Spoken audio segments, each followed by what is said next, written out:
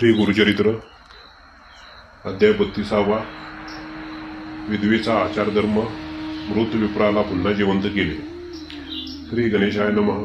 सिद्ध मनाला नामधारका. त्यानंतर बृहस्पतींनी देवांना व ऋषींना सहगमन न करता वैदव्यात राहणाऱ्या स्त्रियांनी कसे राहावे ते सांगितले. ते म्हणाले, एखाद्या स्त्रीचा पती दुर्दशी मेला असेल, ती स्वतः गरोदर असेल, तिला लहान मूल व स्तनपान करणारे बाळ असेल, तर तिने सहगमन करू नये. वैदव्य धर्माला अनुसरून आचरण केल्यास तिला पती समवेत सहगमन केल्याचे पुण्य लाभते.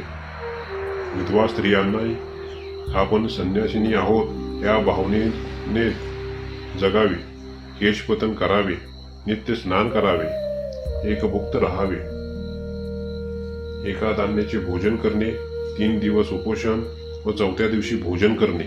प्रतिपदेपासून पौर्णिमेपर्यंत 1 घास 2 घास अशा चढत्या क्रमाने व पौर्णिमेनंतर अमावस्येपर्यंत उतरत्या क्रमाने भोजन करणे, अशा प्रकारची व्रतोपासना करावी. विधवेने पलंगावर निजणे, मंगलस्नान करणे, देहमर्दन करून घेणे, तांबूल भक्षण करणे, गंध अत्तर फुले वापरणे या गोष्टी करू नये.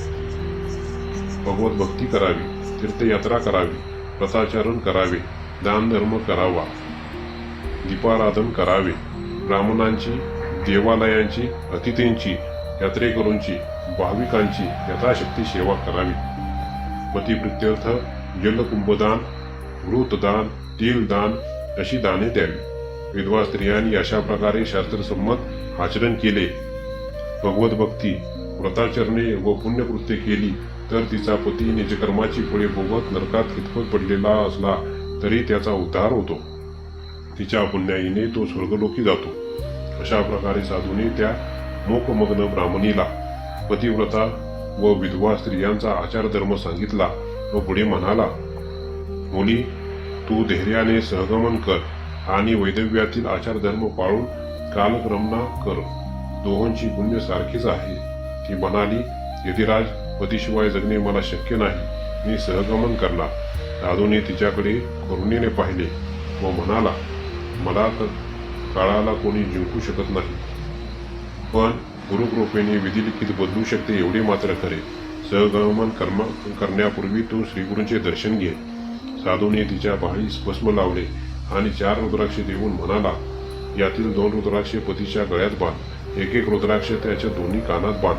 श्रीगुरूंचे चरणतीर्थ घे, ते स्वतःवर व पतीच्या देहावर शिंपड. सुवासिनींना सौभाग्य वाहिने दे. ब्राह्मणांना दानधर्म कर. श्रीगुरूंची आज्ञा घे आणि मग सहगमन कर. त्यानंतर तो साधू निघून गेला. ब्राह्मणीने गावातील ब्राह्मणांना बोलावून प्रायश्चित्त, प्रेतपिंडादी कर्मे करून घेतली. स्नान करून सौभाग्यालंकार धारण केले. ब्राह्मणांनी प्रेत नदीकाठी नेले.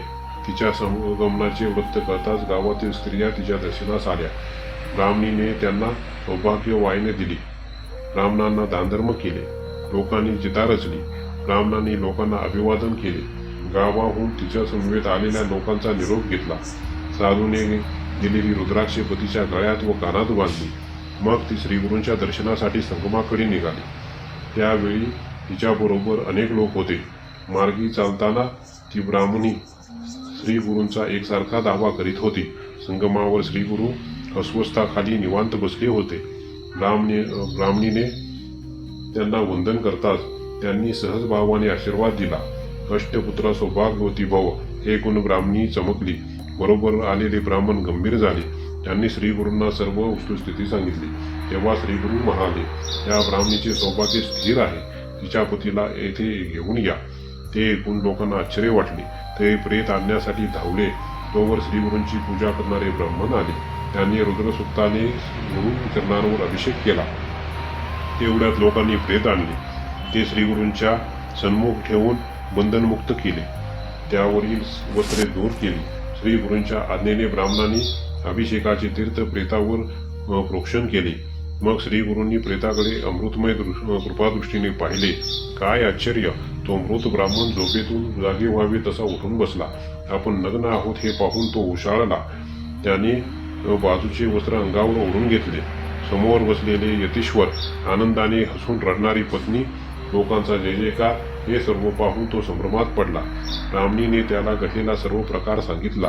ते ऐकून तोही थक्क झाला. मग त्या दोघांनी श्रीगुरूंचे चरण धरले.